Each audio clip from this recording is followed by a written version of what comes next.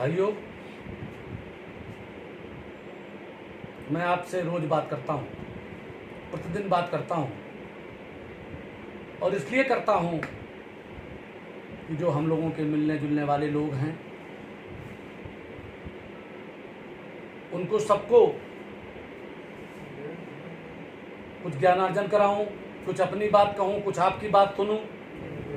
तो आपकी बात कोई फ़ोन आ जाते हैं, कोई व्हाट्सएप पे आ जाता है, कोई लाइक कर देता है। तो आज दोस्तों मैं कह रहा हूं कि आप सब लोग स्वास्थ्य बनाने में जुटे हैं। जापान में व्यक्ति 84 साल जीता है, भारत में 65 साल की एवरेज आयु है। तो जापान में क्यों है ज़्यादा? क्योंकि वहाँ आदमी 6 बजे के बाद भोजन नहीं करता। हमारे यहाँ का भोजन का स्टाइल बदल गया है। हमने दूसरों की नकल की है, हमने पाश्चात्य लोगों की नकल की है। जबकि हमारे यहाँ पहले 4 बजे सो के उठते थे,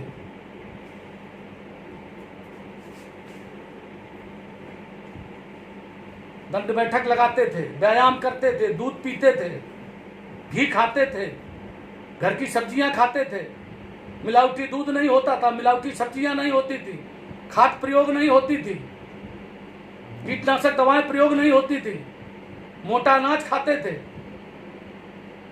लेकिन आजकल सब बदल गया है।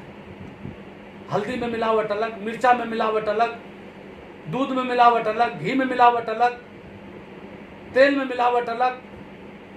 और आप लोग भी सस्ता खरीदना चाहते हो। आप जो गांव में किसान लोग जो यूरिया प्रयोग करते हैं, जो कीटनाशक प्रयोग करते हैं, वही सब्जी बाद में जब खाते हैं तो हमारे उदर में जाने के बाद और हमारी माताएं बहनें, हमारी जो बेटियां हैं, उनके जो बच्चे पैदा होते हैं, जब वो दूध पीते हैं और वो अपने आंचल से जब बच्चे को दूध पिलाती है तो बच्चे तक यूरिया चली जाती है और बच्चे को भी बहुत जल्दी शुगर, हाइपरटेंशन और कैंसर ऐसी बीमारियां हो रही हैं। हमारी खेती भी आजकल उसकी भी ताकत खत्म हो रही है। पाश्चात्य देशों ने खाद का प्रयोग बंद कर दिया है। उनके यहाँ जमीनें अनउपजाऊ हो गई हैं क्योंकि उन्होंने उससे इतना ज्यादा पैदा कर लिया। आप देख लीजिए, अगर गोबर की खाद हम प्रयोग करें, अगर हम जैविक खाद का प्रयोग करें तो खेती हमारी, उसकी उर्वरा शक्ति बढ़ती चली जाएगी। अगर हम लोग स्वयं भी इस तरीके का भोजन करते हैं, पौष्टिक भोजन करते हैं, अरहर की दाल जिसमें सबसे ज्यादा प्रोटीन होता है, गेहूं, चना और जौ जिसको खाने से पेट बिल्कुल साफ रहता है। ज्यादातर लोगों को गैस की बीमारियां हैं, गैस की बीमारी है, पेट साफ नहीं रहता है। और मानसिक स्वास्थ्य ठीक करने के लिए अच्छा सोचना चाहिए, ध्यान करना चाहिए, प्राणायाम करना चाहिए, योग करना चाहिए। और जब आपकी तंदुरुस्ती अच्छी होगी और आपके अंदर ज्ञान भी ये होना चाहिए कि एक बार सिर्फ व्यक्ति की मृत्यु होती है, हमें किसी से डरना नहीं चाहिए।